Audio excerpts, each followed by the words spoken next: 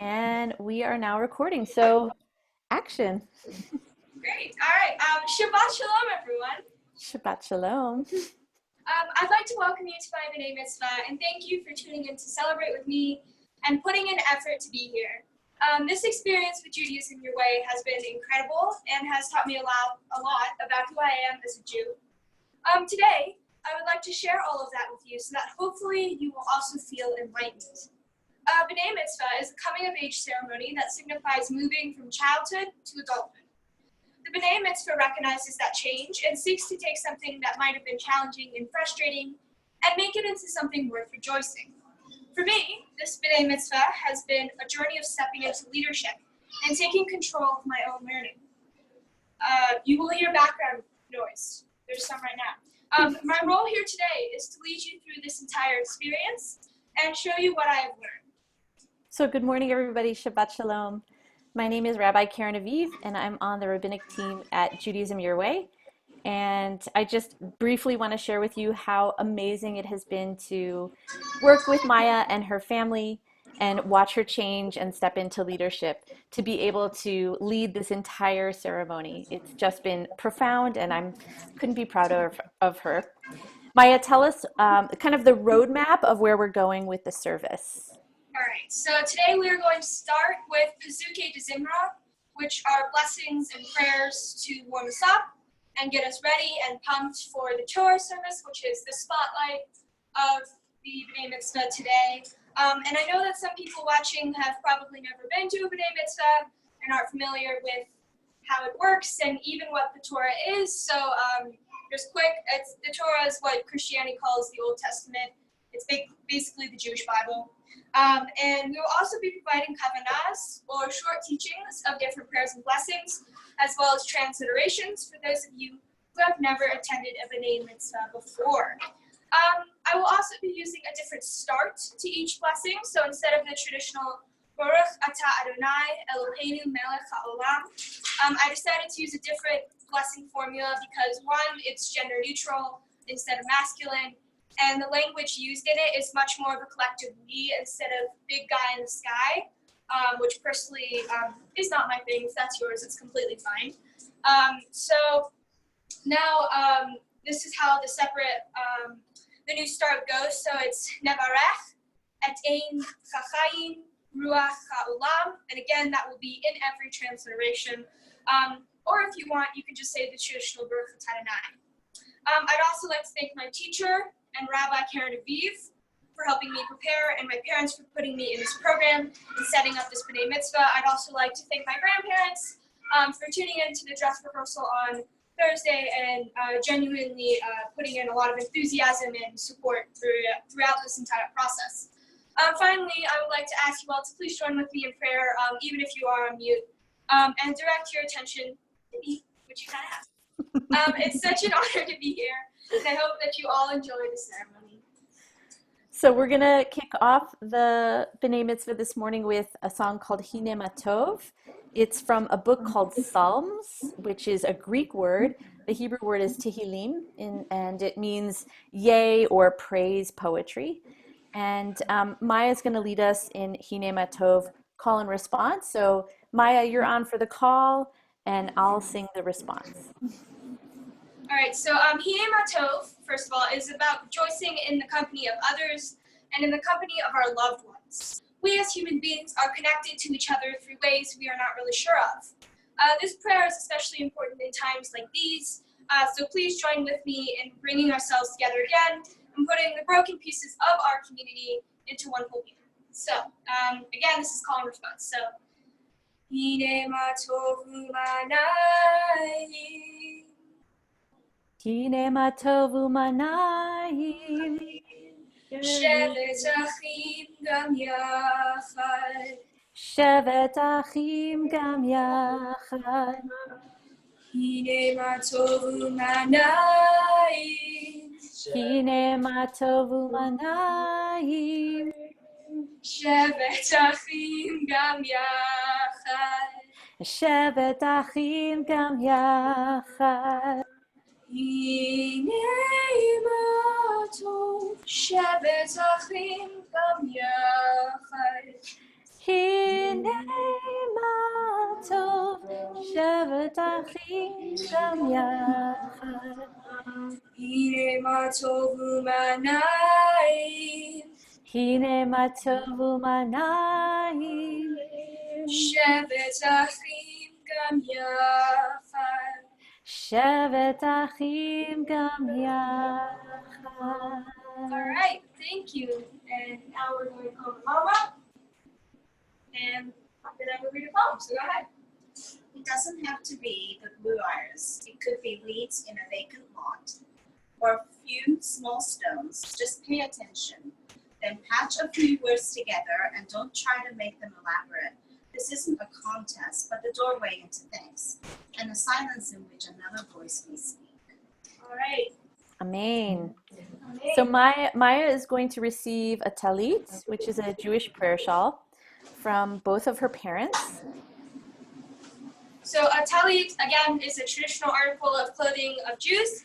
A talit is meant to represent the commandments. There are 613 commandments. And the tzitzit, which are the fringes you're about to see on the edge of the talit, there are 4 fringes and 8 strings and 5 knots on the tzitzit.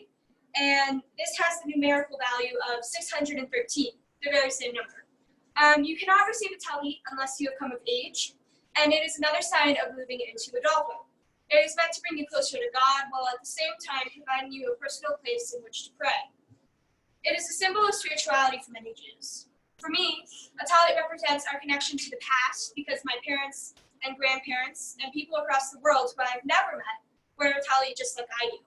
And there's power in that similarity because we all want someone we can connect to. So I will lead you in this blessing. Never Echachayim Ruach HaOlam Asher Kitshanu B'Mitzvah Tov V'Tzivanu Lehitatef B'Tzitzit. Amen. And let's say the English translation together at the top of page 2 in your guest Siddur, your prayer book. We bless the source of life, spirit that infuses the world, for the sacred opportunity to wear a talit. Amen. So our next blessing is for gratitude. Maya, tell us what this blessing means for you. So Shechechianu is a blessing of gratitude. It is special to many people, for it is often said at big moments in your life, such as a b'nai mitzvah, a graduation, or a promotion. Every time you say Shechechianu, not only are you thanking God for the moment that just happened, you are also reminding yourself of all the other great things you have accomplished and memories of your favorite holidays. I've been saying the Shechechianu during Hanukkah for as long as I can remember, and it triggers some of my earliest memories of Judaism. I know I don't say this blessing enough, and I plan to say it more. So by saying this blessing once again, I hope that you all will also express gratitude for being here right now. So, Nevarach et Echachayim Ruach HaOlam Shechechianu V'Kiyamanu V'Higianu L'Zman HaSeh. Don't sing my sword. Amen. And want to say the translation in English? Yes. We bless the source of life, the spirit that infuses the world, for sustaining us and enabling us to reach this joyous occasion. All right. Amen, amen, amen. So we're now after the opening blessings, we're at Psuke de Zimra. Psuke means verses, and de Zimra means songs. This is really our warming up so that we can transition and get closer to receiving the Torah. So Maya's going to lead us in a piece of text from the book of Numbers, the 4th book in the Torah. Maya, teach us. So in English, Matovu, which is the prayer we're going to be saying, means how goodly are thy tents, O Jacob, thy dwellings, O Israel. Basically, this means that this building or dwelling is amazing and that we should give thanks for that. This is a very special blessing, especially in times like these, because oftentimes we don't think about how important our homes and houses are to us. I know that I just consider my house somewhere I live, not something special and to be thankful for. But with this blessing, it asks you how to remember how defenseless we would be without our homes, how we would just be another people ready to be swept away with the next snow. Our houses are our barriers and our protectors at the same time, and this prayer asks you to realize that. So, Matovu. Matovu.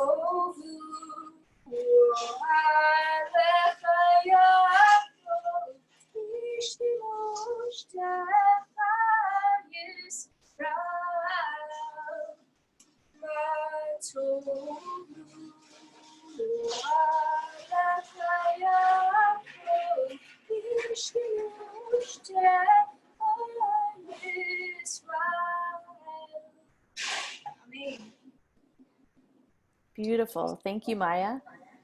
We are moving into Elohai Neshama at the top of page 3. All right. So, Elohai Neshama, my soul is pure. So this poem talks about our spirits and how our memories and interactions fuel that spirit. It's a nice reminder, even though it is slightly corny, that our souls aren't just something that people with psychic abilities talk about. They really are the core of us. They can tell us so much about ourselves and how we view ourselves. If we think our souls aren't very pure, it tells us that we don't think very much of ourselves and that we need to fix that. By reading and acknowledging that our souls are there and are light and pure, we remind ourselves that we are truly not a force to be messed with, which I believe we could all be reminded of every now and then. So, my dad's gonna come up and read a poem. Your soul was pure. You were in yourself. You remember that. You remember safety. Amazed at the taste of food. Sugar blew your mind. You danced and laughed and told jokes. You slept on the dog. You loved cartoons. You listened to the ambient sounds. You listened to your breath. You listened for that pure soul. And you saw things as they really were. Hurt was only hurt, and you were not the center of the universe, and you felt compassion instead of fear. Goodness surrounded you. The past was past. The future was yet to be. You began to touch Torah, and you remembered to love. It is very difficult to get there. It can take a long time. But once achieved, it is simple. Really. Your soul is pure. Our souls are pure. And we are each of us a part of all creation, protected in the oneness. Thank you. Amen. Thank you, Daniel. Wonderful. All right, and now we are going to sing the prayer that goes along with Elohai Neshama. So this is much more of a chant, kind of a mantra. So you're welcome to join in whenever you want. So Elohai Neshama Shenatzata B'Teho Rahi. Elohai Neshama Shenatzata B'Teho Rahi. Elohai Neshama Shenatzata B'Teho Rahi. Elohai Neshama Shenatzata B'Teho Rahi. Thank you very much. Amen. Amen. All right. And So, Maya. Next we have for the morning lessons. Yeah, this is a moment for everybody who's here in the Zoom room to participate a little bit. So Maya, tell us what you'd like to do, and maybe I'll read the things out loud in the chat. It might be easier for me to read them. And then we'll go into Birchot HaShachar. So this is the morning blessings gratitude practice. So basically it's what in your life are you grateful for? Please write a few things in the chat, and Karen will read them out loud. This can be anything. It can be really broad to something like really personal, like I had coffee this morning. Or you can have something that, oh, you know, coronavirus numbers are going down in somewhere, hopefully. So yeah, go ahead. So I am grateful for you, Maya. That is my gratitude this morning. And can other people write a few things? Yeah, so I'm grateful for, well, let's see, I gotta think a little bit. Well, I gotta think for my parents for putting in all this effort. You guys can't see it, but this place is like decked out with balloons right now. I mean, we got a rug down here and sunflowers, and we're also having friends coming later. So there's like a lot of things there, just all the organizational and all the money. That's a lot of things to be grateful for. So, So your grandmother said, I'm grateful for you, Maya, and your parents, and for inclusiveness, for technology. Shehechianu. Woohoo! Shikatianu. Great. And Yes. then Eddie said, grateful for being part of the celebration. Amen, amen, amen. And Yeah. Ron said, we are grateful for you and all our grandchildren. Great. And when we express gratitude, it opens up our hearts and it helps us connect to something larger than ourselves, which leads us into the next section of Psuke de Zimra, the verses of Yeh, which is called Birchot HaShachar. They're morning blessings to wake ourselves up, and you'll find them on page 4 and then at the top of page 5. So Maya, tell us what Birchot HaShachar are all about. So this is another prayer that brings back some of my earliest memories of going to temple on Saturdays. Because of those memories, this prayer is very special to me. It reminds me of a community of people who otherwise may not have even known that each other existed, but they're coming together to sing and start the day off the right way. This is really important because being able to take a break from our daily schedules and just sit and sing isn't something we normally have the time to do. And taking a moment out of our busy days just to do that makes it something special, unique, and insightful for all of us. So this one is kind of long, so bear with me. So, Nevarech et chachayim uruach haolam lokeach ivri. Amen. Nevarech et chachayim uruach haolam matir asurim. Amen. Nevarech et chachayim uruach haolam zokef kefufim. Amen. Nevarech et chachayim uruach haolam chamaychim mitzadek aver. Amen. Nevarech et chachayim uruach haolam she'asani kol tzarki. Amen. Nevarech et chachayim uruach haolam ozir Yisrael b'gvura. Amen.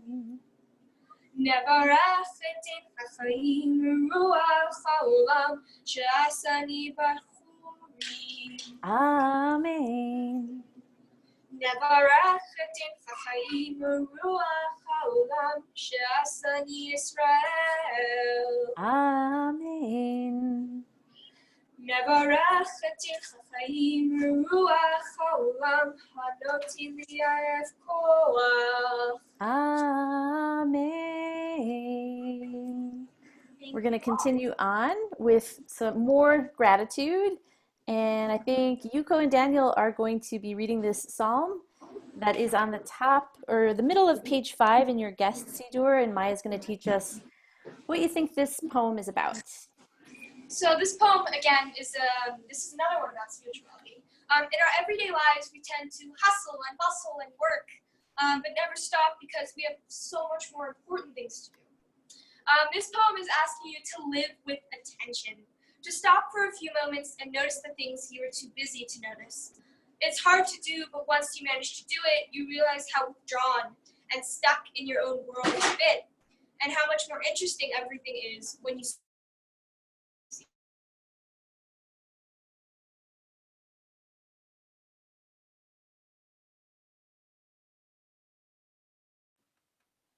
I wonder if we have a little glitch in the video. Can everybody hear me just fine?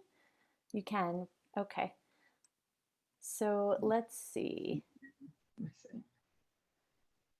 I'm gonna text Jeff and see, Jeff, we're having tech difficulties with you. But everybody else can hear me just fine? Kind of Yes. raise, okay, you can. I wonder what's happening. This is the weird part about tech. Oh, all right. Well, we're gonna pause because I think Maya and her family are gonna try and log in again. So thanks for being patient, everybody. And does everybody have the Siddur in front of you? You got it? Cool. Awesome. Let's see. I'm going to text Maya and see if they can log back in.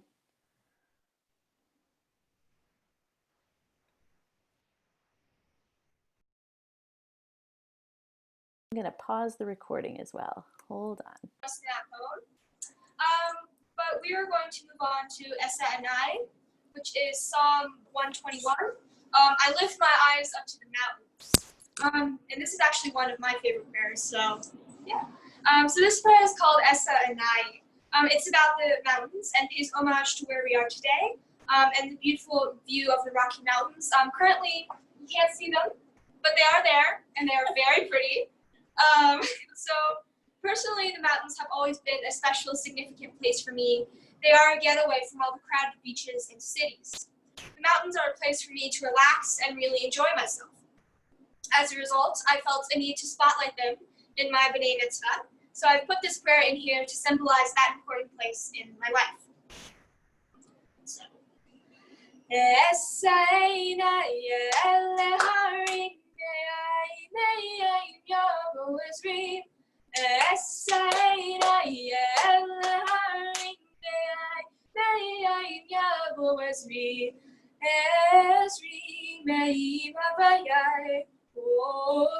Shemai ba'aretz, Ezri me'im Adonai. Shemai ba'aretz, Esaina Yeleharim, Me'ayim Yavo Ezrim. Esaina Yeleharim, Me'ayim Yavo Ezrim. I mean, that was awesome. All right. Transition us to Ozi V'Zimrat Yah. Maya, I'll just share a little bit about where this prayer song comes from. This is part of the text in the Torah after the Israelites have crossed the Red Sea and the Egyptians were chasing them in the desert, and the water parted, the sea went back over the Egyptians, and the Israelites are sort of in this wow moment of awe and wonder and incomprehension about what has just happened.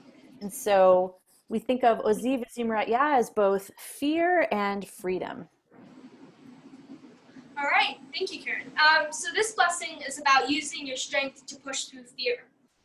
Fear is something that I think we all struggle with, me included.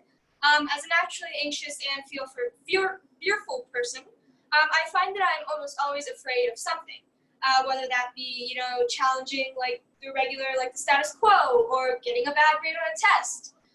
It's hard to push through fear. Fear is debilitating and can really rock a person's core. I'm not sure if I would really be able to use my strength or my confidence in myself to push through fear.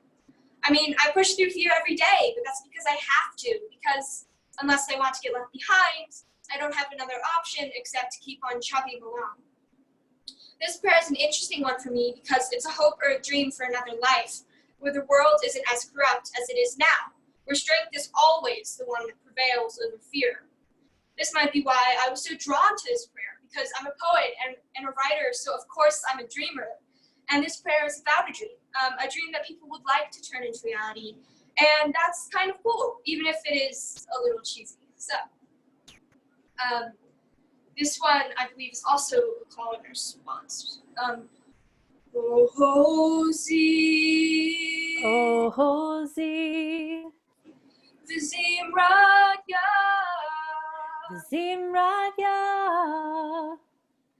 Vayehi, Vayehi,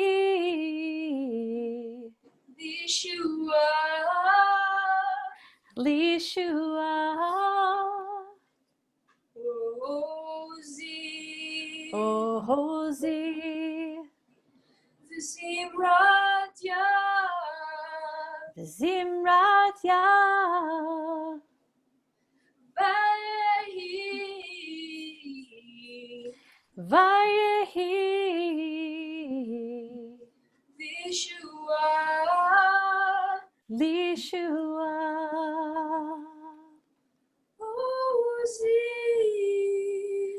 Hozi,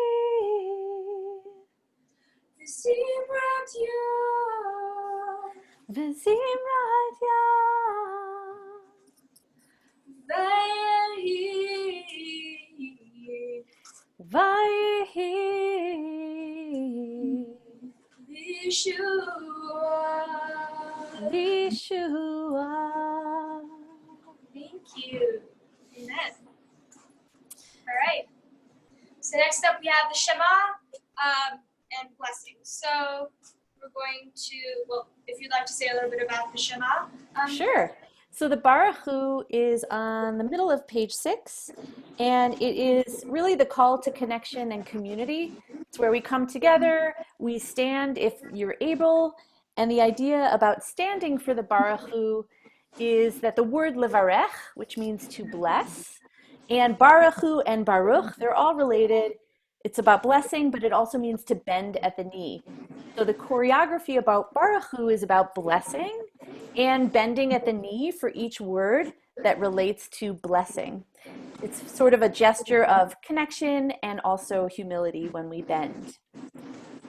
So a little bit about the Baruch Hu. Baruch Hu is all about connecting a community or calling everyone back together once again. That said, this is another classic prayer, one that most people know if they have attended any sort of Jewish service before. It's something that I can remember vaguely singing on Sunday before Hebrew school. This prayer is one of the most special prayers in the service because it's all about community. Obviously, none of you all are here right now. You're all around the U.S. and further, leaving me here serenading a bunch of computers. One of the most challenging things to come to terms with when realizing that everything about my B'nai Mitzvah is going to change because of our good old Auntie Corona was that I was going to be completely alone and isolated on one of the most important community events of my lifetime. It was a devastating blow for me because community is something that I lack somewhat, with my relatives all living so far away, with not going to any kind of Jewish service in the year, and with being multiracial. It's kind of hard to find my place, and I had hoped that this would be one of those times where I could, and hopefully it still will be. However, this prayer is good for us because it reminds us of how important and essential community is to our lives without us even realizing it. And even more important is that this prayer is a promise of something, a promise of better times where we may all be in person together. And although it isn't as valuable as actually being in a community, it is something that can help brighten our days and give us something to look forward to. So I want to invite you all, even if you're far away in your houses, to rise if you're able to, and Maya's going to lead us in the Baruch Hu. Baruch Hu et Adonai HaMevorach, Baruch Adonai HaMorach Leolam Vaed. Nivarech din achayim, ruach haolam, yotzer or uvorei choshech, oseh shalom uvorei et hakol. Amen. You can be seated. All right. So now we're at a poem at the top of page 7 in your Siddur by Shlomo Ibn Gavriel, an amazing 11th century Spanish Jewish poet and mystic. All right, so this poem is about nature and how stunning it is. I've had the opportunity to travel to many places and experience how amazing our surroundings really are. As a poet and a writer, I have tried countless times to capture the beauty of a moment and a place, but I find that most of those times those pieces failed in really expressing those places. And not because the writing was bad, or because I wasn't in the right mood, but because it is almost impossible to really capture the feeling or the sight of a time in nature. Other things, darker things like anger and fear, are easier to write about because there's things that everyone can appreciate. But nature is harder to really see, so I hope this poem has put it into words for all of us, and I will be reading this one. So, with the ink of its showers and rains, with the quill of its lightning, with the hand of its clouds, winter wrote a letter upon the garden in purple and blue. No artist could ever conceive the like of that, and this is why the earth, grown jealous of the sky, embroidered stars in the folds of the flowerets. Amen. I'm going to call on grandparents to unmute yourselves for Ahava Rabbah, which means boundless or endless love without beginning or ending. Maya's going to teach us a little bit about love first, and then you can read the poem. So love is an interesting concept. I, being an immature 12-year-old, honestly find, it says kind of here, it's really find love very gross to talk about. And when I don't find it gross, I find it cringy. Love is so hard to define, so hard to really see and understand. To be honest, I don't even know what love really feels like, though I am sure that I love my family. Because of that, it's interesting to read about other people talking about love. What it is, what it's like, what you do when you do love, the different kinds of people you can love. It's also complex, and this is exactly what this poem talks about. So go ahead. What is great love? A love that reaches deep inside our hearts and minds and never departs. An expanding, continually surpassing compassion that flows toward and within us. Those who came before us were blessed to learn how it truly is. So may we have the merit to be open to this learning. May we honor that we are held in an embrace of infinite kindness. May we become still, still enough to hear, still enough to get clear, still enough to know suffering and its release. May we embody this wisdom, may it shine from our eyes as the love that it is. Amen. Thank you so much. And then actually, you have another poem. As we transition into the Shema and the V'ahavta, two of the most classic prayers in Judaism. And this is an invitation to listen and love. And once again, the grandparents are going to read the poem at the top of the page. It is all one, the valleys, the mountains, the shore, and the sea. It is all one. And so am I, this fragile reed, the beating heart and the jumping mind, this thinking that is breathed and breathing, it's all one. From one comes each, and to one each returns. And in between is one as well. One in anger, and one in song, one in play, and one in pain. One in danger and one in redemption. It is all one, and one is all there is. I sing the wonders of all that is one, and the simple truth that I know one is within me. Amen. Thank you. So Maya, teach us about the Shema. Yes, so the Shema is one of the most essential and key prayers in the entirety of Judaism. And because of that, I'm going to ask you all to unmute because just to sing this one, even if it is messy, because it is the most important of all of them. It talks about an interconnectedness between every living and non-living thing in the universe. It talks about one God and one people and one whole being of life. Though I'm not entirely sure if I agree with this, the magnitude of this idea is truly inspirational to think about. What would it mean for all of us to have these bonds that tie us together while also leaving room for our own individuality? It is an interesting thought, especially in times where the human race has once again given way publicly to violence for no good reason. If we hate each other so much, how is it possible that we are all connected, that we all stemmed from the same being? God is such a complicated idea and entity, and the human race's connection to this God, and therefore to each other, is long and full with rich history. Think about all the people who have thought of this prayer before and who have believed in it with all of their heart. You are now adding on to that trend, and so I'd like to ask you all to sing with me. And there's also an amazing Jewish mystical custom that dates back to before the Spanish expulsion of Jews in 1492, where the mystics would cover their eyes as part of their meditative experience of the Shema. When we block out visual stimulation and input, it allows us to go inward a little more deeply. So if that's your practice, I want to encourage you to close your eyes for the Shema. If you've never done it before and want to try something new, you can do that as well. So Maya, can you teach us and lead us the Shema? All right, so Shema Yisrael, Adonai Eloheinu, Adonai Echad. Baruch Shem Kivod Malchuto Leolam Va'ed. And we'll say the English translation together at the bottom of page 8. Listen, all people who ask questions about the universe.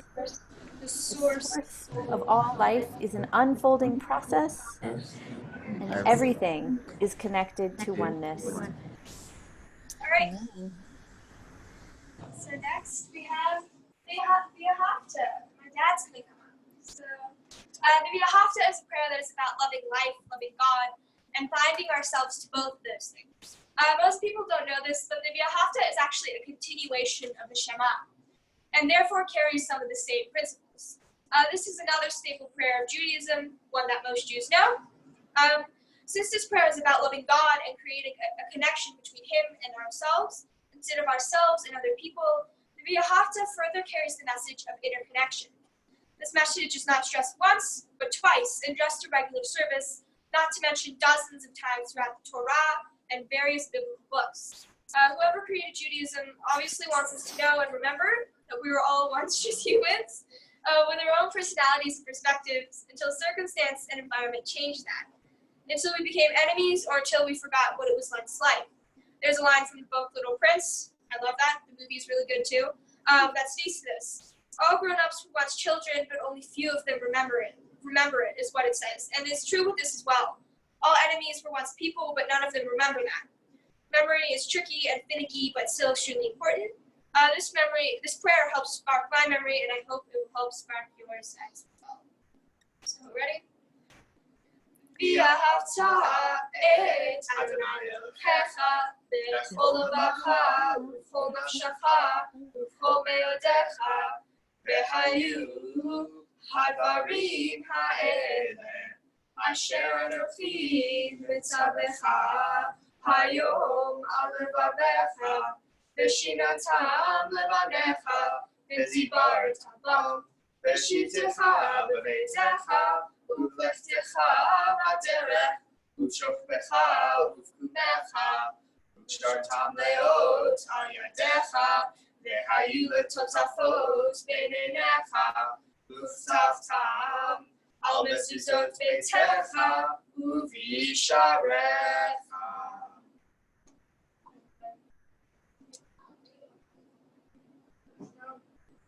Loving life and its mysterious source with all our hearts and all our spirit and all our senses and strength, we take upon ourselves and into ourselves these promises to care for the earth and those who live upon it, to pursue justice and peace, to love kindness and compassion.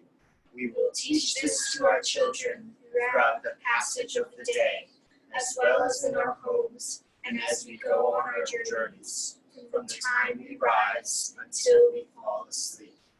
And may our actions be faithful to our words, that our children's children may live to know. Truth and kindness have embraced, peace and justice have kissed and are one. Amen. So we are now at the bottom of page 9 in your Siddur, Mi Chamocha, which means who's like the one. Okay. So this prayer is about being afraid and having to work through that fear. This is a universal feeling for everyone and is captured in a part of Exodus, just like Karen said, where the Red Sea parted. I've had many Mi Chamocha moments throughout my life, but one that I remember most was when I was about to see my grades for the science semester final. I know it seems like a relatively small thing in the grand scheme of life, but I find that most of my self-esteem and self-worth is centered around my intelligence, and I unfortunately think that having the best grades determines my intelligence. I was so afraid of not getting what I considered to be high enough because I didn't feel good about the test after. FYI, high enough for me is 95% or above. This poem addressed what I was feeling and what many others like me have felt as well. In this way, this poem is special because it connects to an individual person on a personal level, but it also unites us all because at least one moment in our lives we have felt this way. So, Mi kamocha bali madonna, mi kamocha nega b'kodesh, yorati lo tosefele, yorati lo osefele, yadai dai dai dai, yadai dai dai dai, yadai dai dai dai, yadai dai dai dai, yadai dai dai dai, dai dai dai dai. Baruch atah Adonai Ba'al Yisrael. Amen. Amen. We are at the Amidah, which is a moment of silent standing meditation in Jewish spirituality. So I'm going to call on the cousins on page 10 to lead us in a 7-breath meditation after Maya teaches us what this means to her. All right, so this poem is about meditation. Meditation in general is about living in the present moment and enjoying it. It is about being aware of yourself and your surroundings. This meditation is about being hyper aware of all of those things and connecting to everything in our lives. This is a very important message, especially in this day and age. I know that I have a lot of trouble slowing down and noticing, which coincidentally is also an extremely important skill for a poet and a writer. Every time I stop and try to write and think about things, I find myself referring back to the meditation. In this way, this poem is important to me because it connects two very important parts of my life, faith and life. Breathing in, I take breath into myself. Breathing out, I join the web of being. Breathing in, I rest in the present. Breathing out, I am part of past and future. Breathing in, I honor the shrine of my body. Breathing out, I honor the shrine of the cosmos. Breathing in, presence fills me. Breathing out, presence enfolds me. Breathing in, I witness what's broken. Breathing out, I bow to what is perfect. Breathing in, I offer gratitude for what is. Breathing out, I accept all that changes. Breathing in, I pray for peace for myself. Breathing out, I pray for peace for all beings. Amen. Thank you so much. All right, so next we have both the Ema, which is all about ancestors. So, is there any background you'd like to give, Karen, or shall I start? I'm just going to invite everybody to stand if you're able, because this is a meditation about time and ancestors, and we want to stand to honor the people who came before us. And then after Maya leads us in the first preliminary blessings, at the bottom of page 11 and also page 12, you'll find an interpretive Amidah. So we'll go into silence for a minute or two, and then we'll come back together where Maya will lead us in Oseh Shalom, which is a prayer for peace. So Avot V'Imaot is a prayer about our roots. Judaism is the third oldest religion in the world, almost 3,000 years old. Throughout that period, we fell and still fall into the same repetition of mass genocide, expulsion, and pain, which sounds really bad, but it's true. This prayer is to remind us all that our ancestors struggled too, as we all struggle, and that we should basically quit complaining about getting the wrong ice cream flavor on our birthdays. Struggle is a part of the Jewish conscience at this point. The name Israelite literally means divine struggle. One of our holidays, Purim, is about the attempted genocide of the Persian Jews, and anti-Semitism is the oldest form of racism, but it's still quite alive today and has been on the rise in the past few years. Now, I won't launch into a whole speech about this because this isn't the time, but pain is something that can unite a group of people like no other thing. It has united thousands of people over the summer because of George Floyd and the fact that June is Pride Month. In some ways, we need pain to find community and to find solace, and the Jews are no different. Today, however, instead of being united through pain with others that are alive currently, I would like you to think of your ancestors who have struggled and find solace in the knowledge that they eventually overcame it all and passed into death. Okay. Baruch atah Adonai, Eloheinu, Elohei Aviteinu v'Imotzeinu, Elohei Avram, Elohei Yitzchak, Elohei Yaakov, Elohei Sarah, Elohei Rivka, Elohei Rachel, Elohei Leah, Ha'el Hagadol Hagibor Hanorah El Elyon, Gomel Chasadim Tovim V'Konei Hakol, V'Sefer Chasdei Avot V'Imaot, U'Mevi Goel Livnei B'neihem, L'ma'an Shemo Ve'achava, Melech Ozer U'Mashiach U'Magim, Baruch atah Adonai, Magen Avraham Be'ezrat Sarah. Amen. Amen. And we'll go into silence for a minute or two.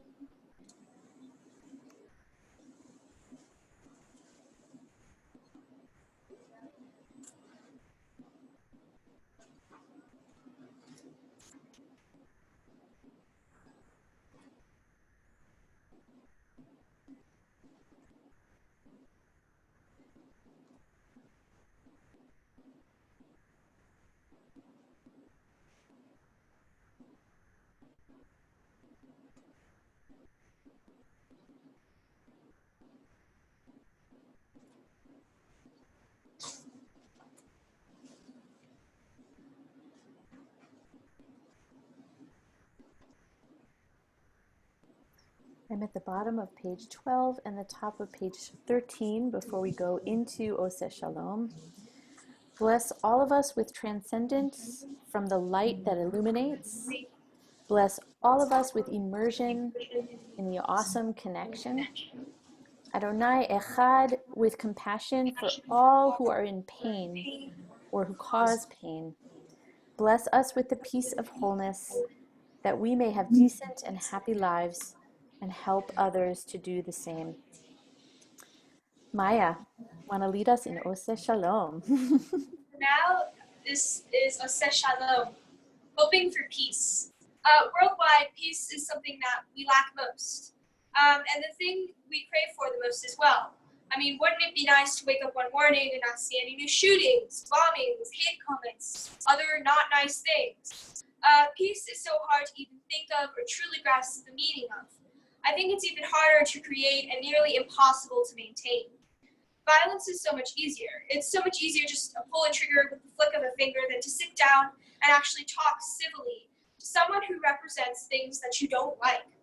And yet we as humans can't help but want what we can't seem to have. Peace is a foreign concept for most but a select few who actually manage to take its meaning and generate it into something greater. I can't help but look up to these people, MLK, Yushavse, etc. This prayer is about hoping for peace and hoping that someday maybe we can all be someone who understands peace and who works for peace. Until that day, though, we must continue to try and make things better, all the while singing Oseh Shalom, may peace be made for all of us and all of Israel. All right, so Oseh Shalom bin Romav, Uyaseh Shalom Aleinu ve'akol Yisrael, Vimru, Vimru, Amen. Yasa Shalom, Yasa Shalom, Shalom Aleinu, Le'ol Yisrael. Yasa Shalom, Yasa Shalom, Shalom Aleinu, Le'ol Yisrael. Amen. We are now at the Torah service, so hopefully you feel warmed up spiritually with gratitude and blessings for what's most important in our lives. What's going to happen now is that Yuko and Daniel are going to pass the Torah to Maya while her grandparents read a beautiful poem at the bottom of page 13. And this is a symbolic ritual moment where Maya is receiving the Torah from her parents and her grandparents and ancestors. And then we are going to affirm and recognize and affirm Maya as a teacher and a leader when she leads us in the responsive Shema, which is on page 14. So I want to encourage you actually to unmute if you're able to as we respond to Maya's Shema. So let's see, Ron and Natalie, can you lead us in the passing of the Torah poem? In each age, we receive and transmit Torah. At each moment, we are addressed by the world. In each age, we are challenged by the ancient teacher. At each moment, we stand face to face with truth. In each age, we add our wisdom to that which has gone before. At each moment, the knowing heart is filled with wonder. In each age, the children of Torah become its builders and seek to set the world firm on a foundation of insight. Amen. Maya, lead us in the Shema so we can affirm you as a Jewish leader and teacher. Shema Yisrael, Adonai Eloheinu, Adonai Echad. Shema Yisrael, Adonai Eloheinu, Adonai Echad. Echad Eloheinu, Gadol Adonenu, Kadosh Shemo. Echad Eloheinu, Gadol Adonenu, Kadosh Shemo. Gadol Adonai Iti, U'Nemro Shemo Yachdav. And we're going to put the Torah down and undress it, and I'll just lead you in Nigun.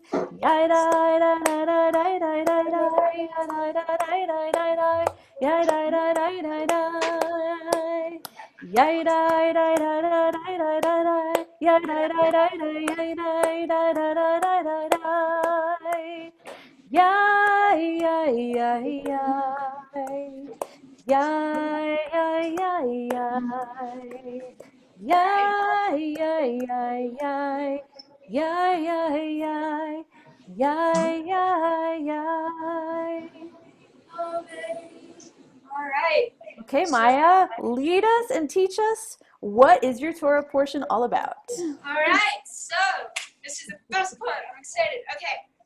Shabbat Shalom, everyone. My Torah portion was Pinchas, which is in the book of Numbers. Pinchas has two completely different stories in it, which for some reason don't have anything to do with one another. So I'm only going to be focusing on one of the stories in it. So the second story was about the daughters of Zelophehad. And you'll actually hear this Torah portion being read out loud later. So their father had died, and it was custom that the sons of a man would receive their father's inheritance. But the daughters of Zelophehad could not receive any, for they were women, not men. Their father's possessions would go to their uncles, and they would be left with very little. The daughters did not agree with this law and went before Moses, asking if he could do something about it. Moses consulted God, and God told him to change the law, giving not only the daughters of Zelophehad their father's inheritance, but but also changing the law for future women as well. I personally enjoy this story very much, and it symbolizes something very important for me. The daughters were trailblazers, especially in a time where it was harder to speak up.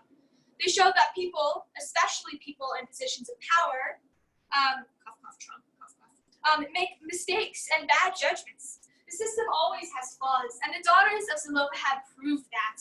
In this way, this story is extremely inspiring to know that our mothers and ancestors before us weren't afraid to speak up. So we shouldn't be afraid to speak up either. However, after really taking a look at this story, I started to notice several things that were off about it.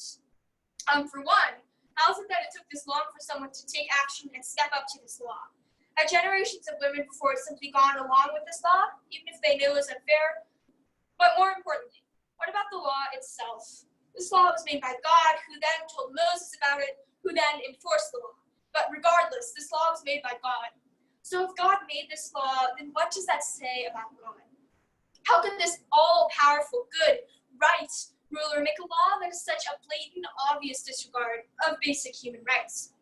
We, the Jews, are all supposed to be his children, so he's supposed to care for all of us, except this law is proof that he doesn't see all of us equal. And when I realized this, I couldn't have been more disappointed and hurt and shaken. In Judaism, every prayer starts with the words, Baruch atah Adonai Eloheinu melech haolam. This roughly translates to, our praise to you, eternal, our God, sovereign of all, and then the prayer would start. Us Jews care so much and are so dedicated to God that we literally start every single blessing thanking and praising him. But the question in my mind was, should we really thank this man, or deity, or supernatural force, whatever this person is?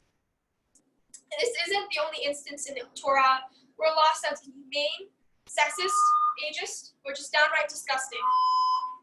If you take the time to look closer, you'll realize that a lot of the later stories also have these things hidden in them, but are masked with other more obvious things. Though it might take a moment to notice all of this, they're definitely there, which just adds to the conundrum. Do we really want to put all our faith, trust, and effort into this person that seems to make an awful lot of horrible judgments? I know that the version of God in my head, if I even have one, is of a fair and just ruler, not someone who seems to either be extremely ignorant or just downright awful, both of which are not easily forgiven. So the question is, if this is true, then what does it mean for me as a Jew? After all, Judaism is a religion. It's based around faith. And if we do not agree with this faith, then is it even possible to be Jewish? Does it make me less of a Jew for doubting that? This is a question I have grappled with for some time now, even if it wasn't exactly in this context. If you don't know, I'm half Japanese and half Jewish, and the Jewish half of my family comes from South Africa. Pretty bizarre, I know. When I was younger, I always felt closer to my Jewish side, and then when I first moved here, my Japanese side. Now I'm back to my Jewish side, though I'm sure that will change in the future. The thing is, I don't really fit the stereotype of what a Jew is, and my mother is Jewish, which according to Jewish law, makes me a non-Jew. I'm not really sure if I believe in the idea of God or the ideas he represents, but I still feel Jewish. So am I still a Jew? Answer this question however you want, but I think that I'm Jewish. Correction, I know that I'm Jewish. Judaism is a religion, but being Jewish is not. It's really a culture that to some degree is religious, but isn't necessarily so. For instance, I know that Ashkenazi Jews tend to be very obnoxious, verbal, and funny, which is not something you would really know unless you're part of that Jewish culture. It's interesting, coming into the Torah portion, I thought this was going to end up being about feminism and women's rights, but somehow it ended up capturing exactly what has been on my mind recently concerning Judaism. I really think it's important to realize that being Jewish, or really being anything, has nothing to do with blood or belief. It has to do with your identity and how you think of yourself as a person. I'm so glad that this Torah portion made me think a lot about who I am and who other people might be if they want to be. So while you are hearing this Torah portion, I would encourage you to also think about what I've said and what this might mean in your life and the life of people around you. Understanding comes from knowledge, and so I hope that this new bit of knowledge you've heard today may stay with you and help expand your vision of what identity, faith, and culture can mean to anyone from anywhere. Thank you. Amen. I'm clapping. That was some awesome Torah you just taught. Yeah. So, And then, hold on. And one more thing, while we're on the topic of identity, I also came to another realization earlier this summer, and I got a haircut just to kind of go with it. But earlier this summer, during Pride Month, I came out as queer. This is my continuation of that coming out. And this haircut, which is a more masculine kind of haircut, also was part of that. So yeah, thank you. Mazel tov, mazel tov, mazel tov, mazel tov. We love you and see you and affirm you exactly as you are, which is amazing. So we are at the Torah service, and what happens is there are three blessings and readings from the Torah, and three opportunities for different groups of people to say the blessings and receive the insight and wisdom of Torah. Maya has written an amazing translation that she's going to deliver, and then I will chant from the Torah. So it's blessing, translation, Hebrew, blessing, and we repeat that ritual choreography 3 times. On the top of page 15, actually 14 and 15, you'll find both the traditional blessing before and after the Torah reading and an alternative Torah blessing that Maya will read, which is gender neutral and also talks about being drawn closer into relationship with Torah rather than being chosen. And so this is an inclusive way to engage with Torah from the Reconstructionist movement in Judaism. So Maya, let's see, what are we doing first? We are going to call up grandparents. So grandparents, if you can unmute yourselves and I will do the calling up. Ya'amdu, I'm calling up. Kol HaMishpacha Shel Maya, the grandparents of this amazing student, Ha'aliyah HaRishona, for the first Aliyah. And Maya, do you have the place in there with your translation? We're looking. We're up. There we go. We have Yep. to open it. Great, you found it. Yes, Okay, we grandparents, lost it. we're good. 1, 2, All right. 3. Awesome. Yes. Great. Here's the Baruch Hu et Adonai Hamavorach. Baruch Adonai Adonai. Havarach Le'olam Va'ed. Baruch Adonai Hamavorach Olam Va'ed. Baruch atah Adonai Eloheinu melech haolam. Asher shirishanu b'mitzvot. Benatam lanu. Baruch atah Adonai Eloheinu melech Amen. All right. So, here's Aliyah. So, this is the story. Moses waited patiently as the daughters of the man Zelophehad came forward towards the tent of meeting. Their names were Mahlah, Noah, Hoglah, Milcah, and Tirzah, and were part of the Menashe family, descending from Joseph. Together, they walked into the tent of meeting where Moses and the rest of the congregation held a version of court. The sisters had come to say something, as most did, but if their reactions were anything to go off of, it was not something the congregation would be expecting to hear. Our father has died in the wilderness, Noah stated, voice wobbling slightly on the word died. The members of the congregation glanced at each other. Upon seeing their faces, Milcah cut into her sister's speech. He was not part of Korah's rebellion, which opposes the Lord, she said quickly. The members nodded their thanks for the clarification before Moses motioned them on. He died, Hoglah continued, and we, the daughters, mourn. We mourn the fact that our father has died. We mourn the fact that we have no brothers. And we mourn the fact that our father's inheritance will not come to us, but to our uncles, for only sons can inherit, Mahlah stated, eyeing the congregation with a mixture of grief and sadness. But mourning does not last forever, and so we, the 5 daughters of Zelophehad, come before you today to ask that we may gather our father's inheritance, despite the fact that we are not men, she finished. Sadness gone and replaced by a fiery look and a set jaw. We pray that you do not make this decision lightly, said Tirzah, the youngest, softly. For our father's name and possessions mean everything to the 5 of us. Moses looked down at the little girl, hands wrapped tightly in her sister's brown dress, and smiled gently at her, before closing his eyes in thought, considering the daughter's case. A strong argument you make, sisters, one that must be taken seriously, Moses said solemnly. I will ask God, for they will know what decision to make. Important matters such as this are best left to someone all-knowing. Until then, you are dismissed. We will contact you once the decision has been made." The daughters nodded and bowed respectfully before making their way out of the tented meeting, hands interlocked. Amen. ותקרבנה בנות צלף אחד, בין חפר, בין גלעד, בין מכיר, בין מנשה, למשפחות מנשה בן יוסף.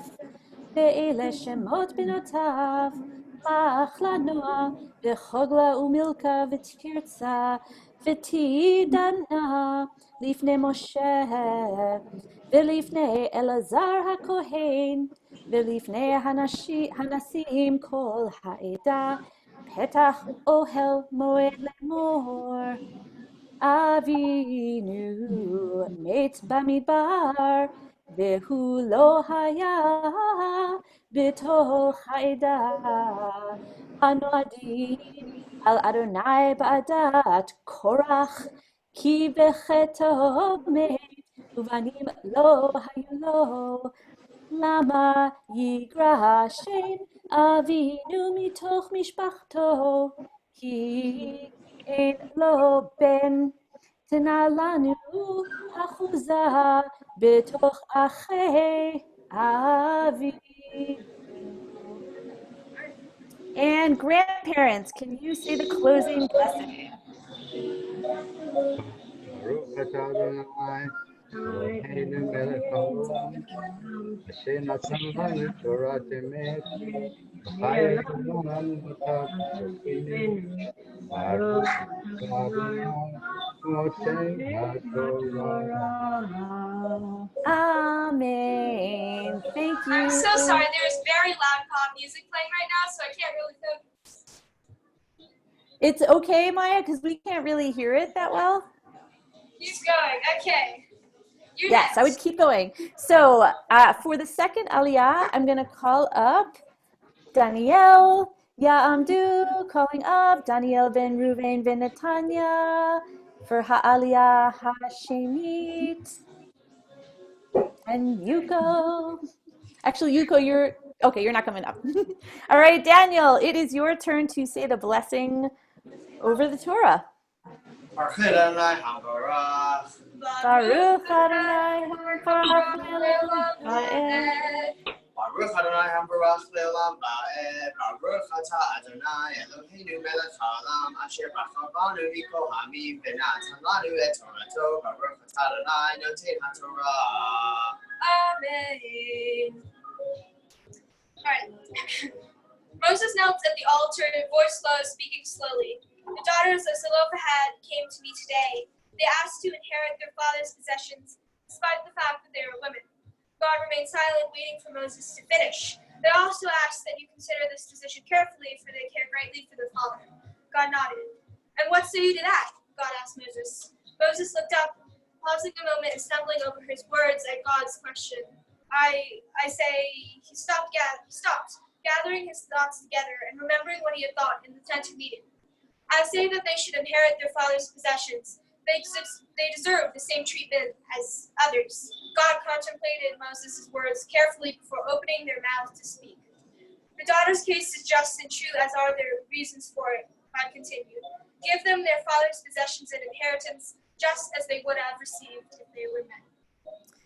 Amen. Vayekrev Moshe et mishpaton lifnei Adonai. Vayomer Adonai el Moshe lemor. Ken banot zelofechad divrot. Natan titen lahem achuzat nachala betoch achei avehem. והעברת את נחלת אביהן להן. All right. Music's catchy. Okay, my turn. And wait, it's the closing blessing that Daniel has to say. Baruch Adonai HaBarach. Baruch Adonai wait. HaBarach Le'olam Va'ed. Baruch Baruch Adonai Baruch Le'olam Va'ed, Baruch Atah Adonai, Eloheinu melech haolam, asher natan lanu Torah temet, Chayei olam natav b'tocheinu, Baruch Atah Adonai, Notei HaTorah. Amen. And I know it's hard to concentrate with some disco music playing, and we'll just have to do the best we can. So, ta'amod, calling out. Maya bat Daniel v'Yuko habat mitzvah. Okay, Maya, I want you to harness all your attention because you're being called to the Torah right now. This is your crossover moment. Baruch Adonai habarach le'olam va'ed. Baruch Adonai habarach le'olam va'ed. Nevarach v'tim ha'chayim luach ha'olam. Asher tivanu le'avodato v'natan banu et torato. Nevarach v'tim ha'chayim luach ha'olam. Etein ha'torah. Amen. All right. The daughters have called to attention the fault of this law, God stated, and so let it be changed. If a man dies and has no sons, give his inheritance to the man's daughters. If a man is childless, his property will then and only then go to his brothers. And if a man has no brothers, then everything will go to his father's brothers, the man's uncles. And if a man has had an unfortunate life, childless and without brothers or uncles, let everything go to his nearest living relative, and let everything be laid to rest with them. This shall be the new law of the Jews, the Israelites, God said to Moses. Let this be known to all your people, and let the law be amended in accordance with this new understanding. And so Moses did so, and the law was changed, and the daughters of Zelophehad got their wish, and stood up to God's and Moses' authority. Amen. Wait, hold on 1 second. Hold on. Amen.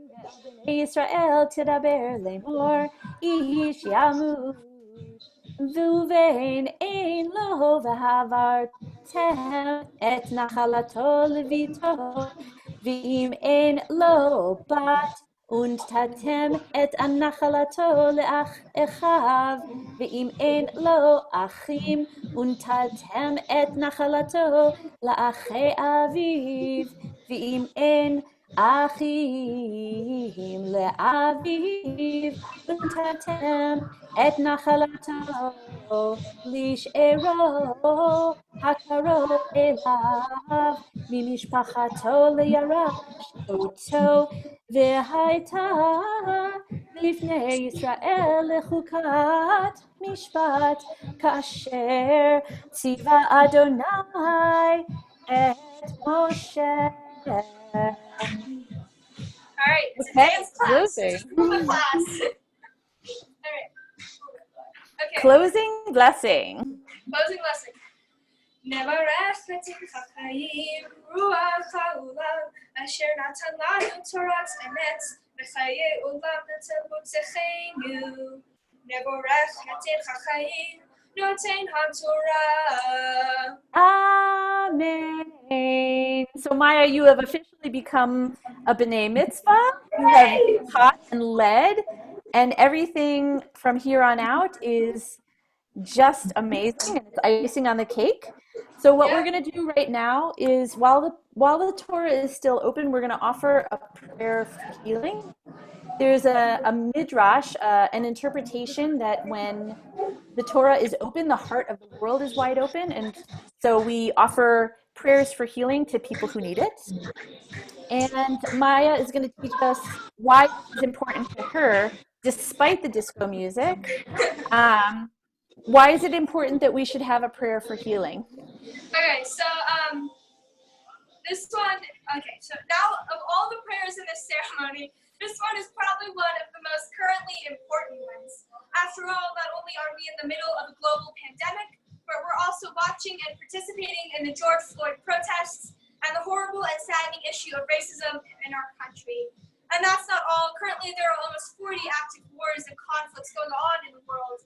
And in 2018, there were a total of 7,036 single bias hate crimes and 84 multiple bias ones. I don't really think I have to say any more about that and what it means for our planet and for the human race because it's very sad and disheartening. And this is why this prayer is so important.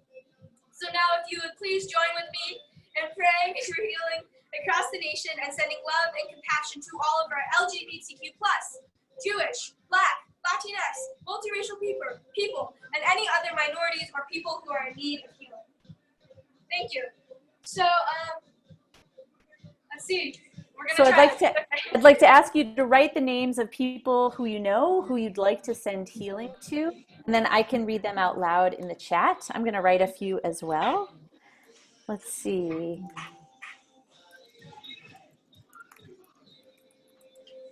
I'm just writing my own, but if you've got names of people who need healing, please write them.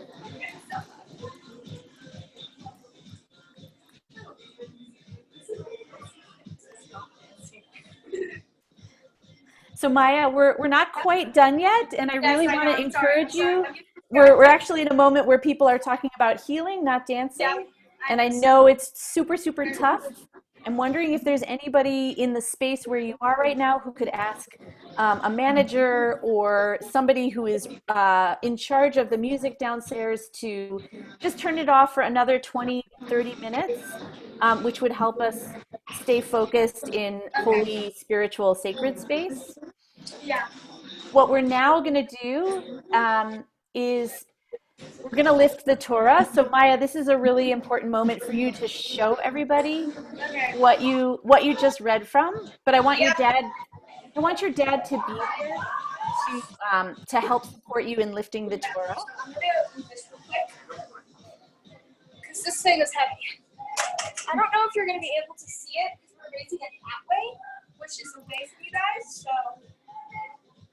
maybe you can do it towards the laptop where we're seeing the screen.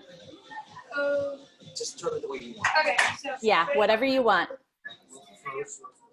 And we are at the top of page 21. 1, 2, 3, go. Vizo tatorah asher samoshe lifnei b'nei Yisrael al pi Adonai v'yad Moshe. That was amazing, and I'll lead us in Torah, Torah, Torah, Torah, Torah, Torah, Torah. Tziva lanu Moshe. Torah, Torah, Torah, Torah, Torah, Torah, Torah. Tziva lanu Moshe. Torah, Torah, Torah, Torah, Torah. Tziva lanu Moshe. Torah, Torah, Torah, Torah, Torah, Tziva lanu Moshe. One more time. Torah, Torah, Torah, Torah, Torah, Torah, Torah, Tziva lanu Moshe.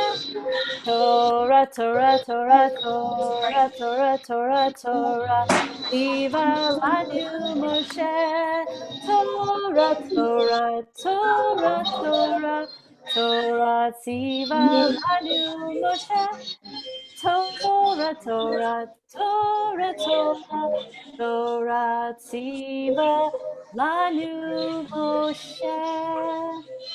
Okay, thank you. Sure, we're going to say goodbye to the Torah with a song on page 21 called Eitz Chaim Hi. She's a tree of life. And Maya, I can only imagine how challenging it is to... Yes, so I'm going to be singing. Someone has to clap because I'm going to be singing with my ears plugged. No problem. So,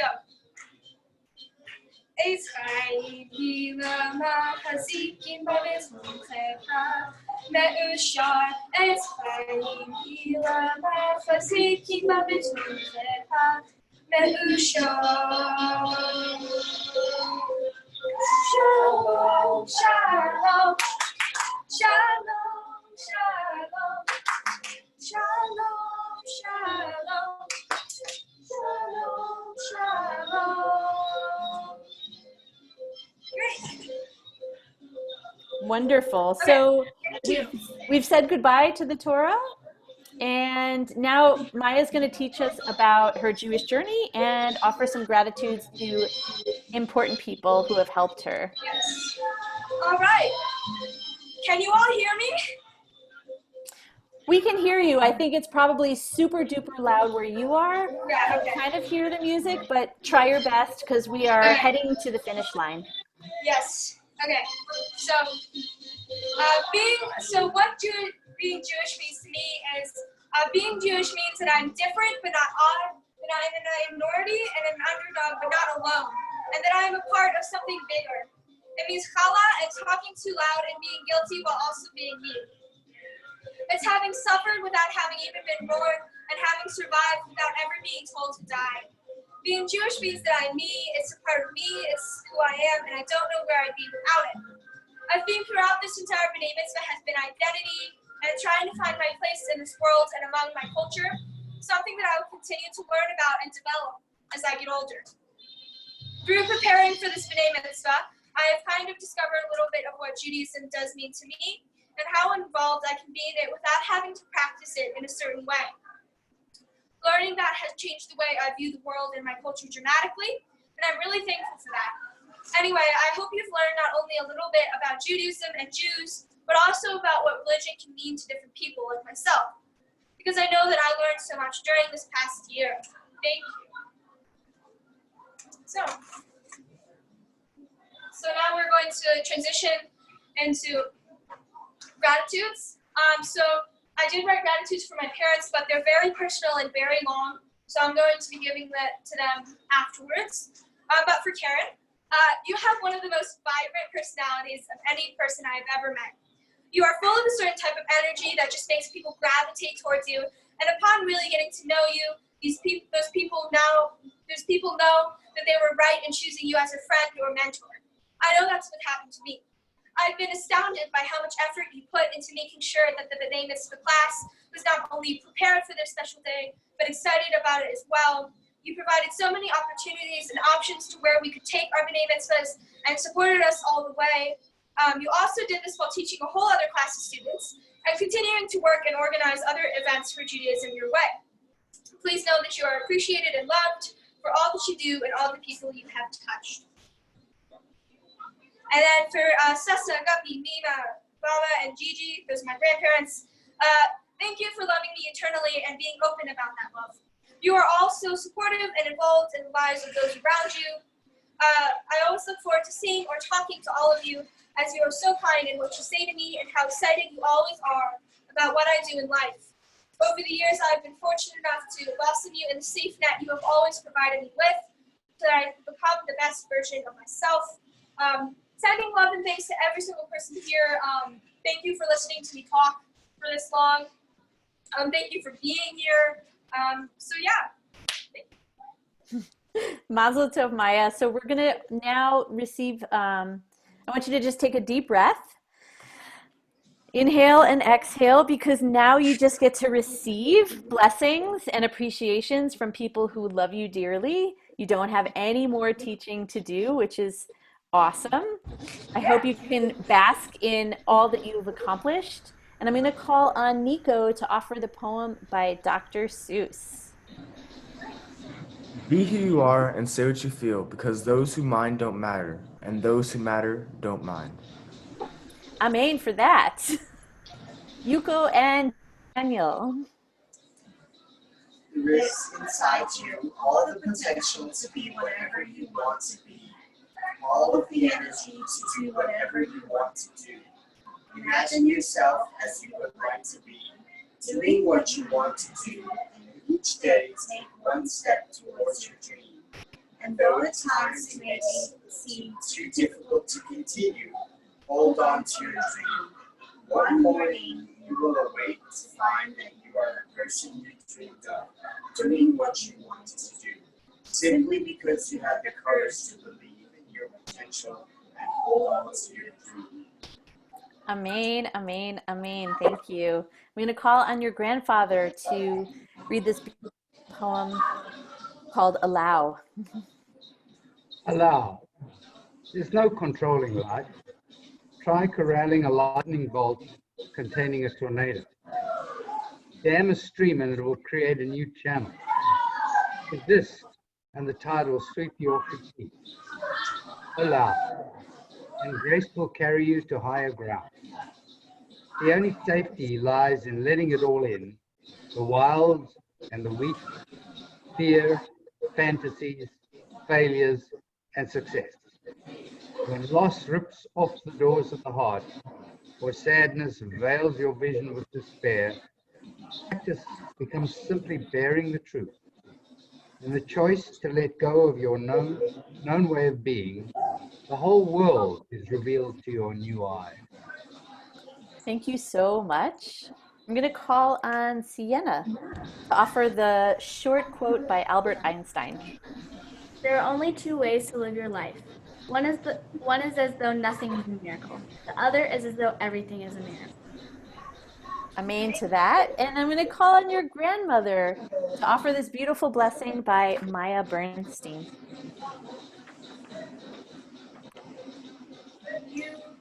May you, who takes root, cleaves to your passion, teaches and inspires, renews and creates, for the sake of our community's flourishing and its enduring evolution.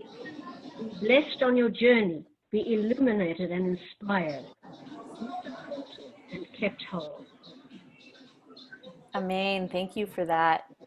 So Yuko and Daniel, can you offer a few words of blessing to your amazing person that you created?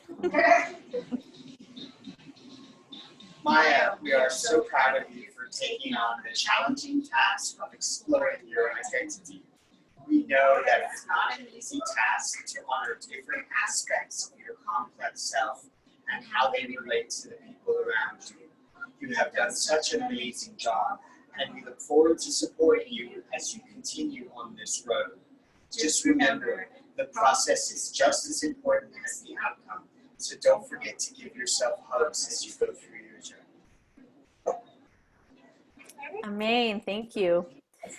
So Maya, I'm going to give you a short blessing, but before I do that, I just you can take off your talit for a second. For now.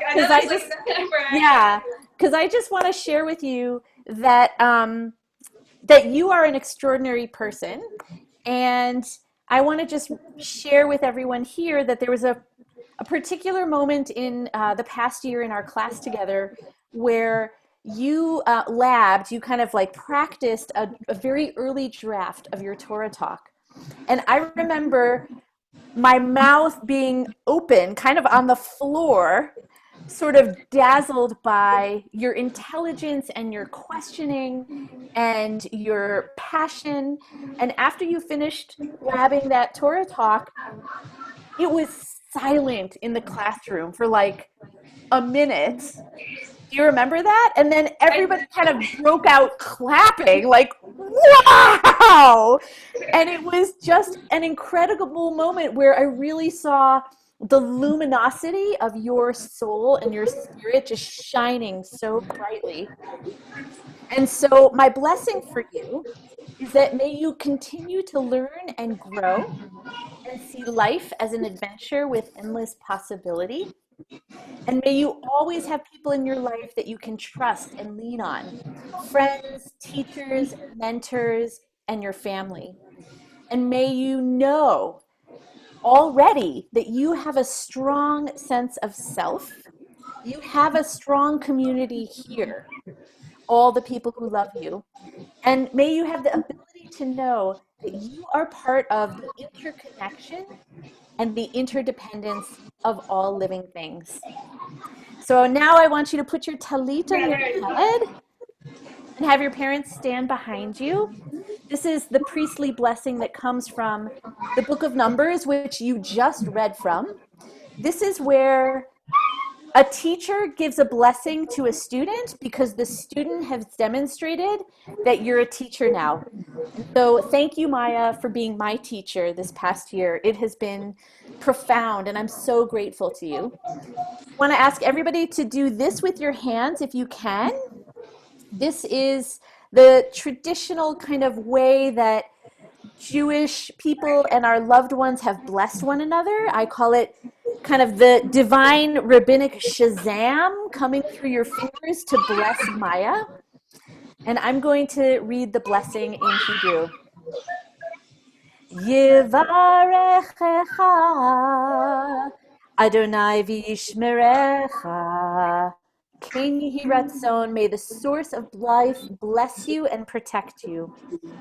Ya'er Adonai panav elecha v'yichuneka. Ken Yehi Ratzon, may the light of the sacred illuminate your life with meaning. Yisa Adonai panav elecha v'yasem lecha shalom. Ken Yehi Ratzon, may that shining radiance shine through you and lift you up, and may you always know peace. May this be so. Amen, amen, amen. You can take off your talit. I hope you feel the warm fuzzies of all the love that people are sending you from around the world. We're going to almost conclude our B'nai Mitzvah this morning with a mourner's Kaddish, which is a moment to remember people who have died, and because they were here, we are here, and to appreciate that they were here and have shaped our lives. So Maya is going to lead an interpretive mourner's Kaddish, and I'll lead the traditional mourner's Kaddish. Praise the world. Praise its fullness and its longing, its beauty and its grief. Praise stone and fire, lilac and river, and the solitary bird at the window. Praise the moment when the whole bursts through pain, and the moment when the whole bursts forth in joy.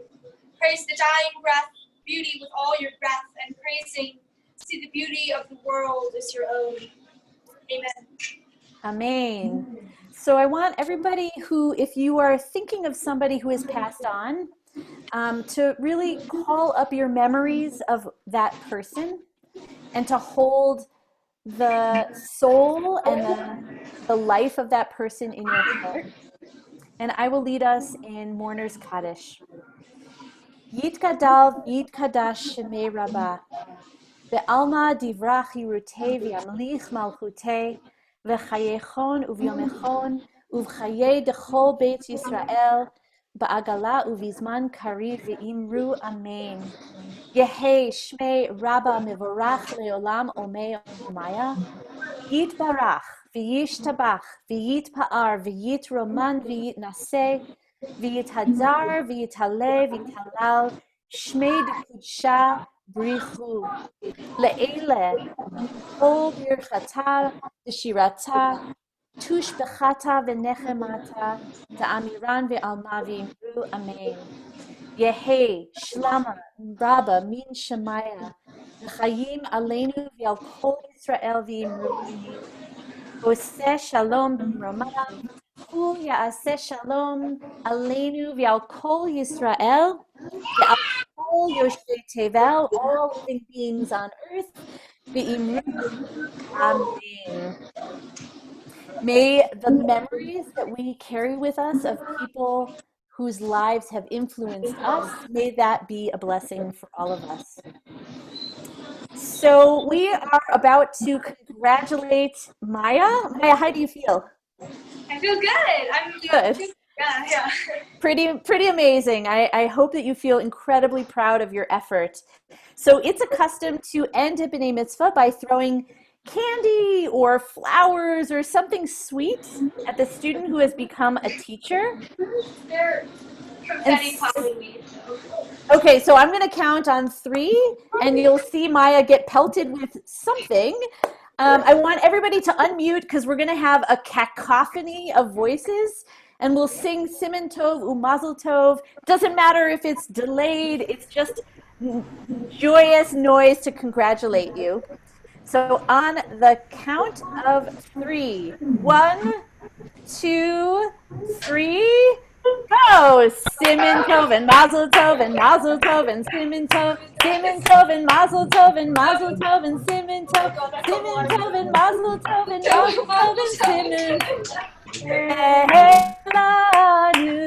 One more more time. Simin Tov and Mazel Tov and Mazel Tov and Simin Tov. Simin Tov and Mazel Tov and Mazel Tov and Simin Tov. Simin Tov and Mazel Tov and Mazel Tov and Simin Tov. Yehelanu. Woo! You did it! Hey, congratulations. Amazing! You all can't see the ground right now, but oh my god. And it's all over the bottom floor too. That's amazing. Okay. Thank you, everyone. Thank you so much for coming.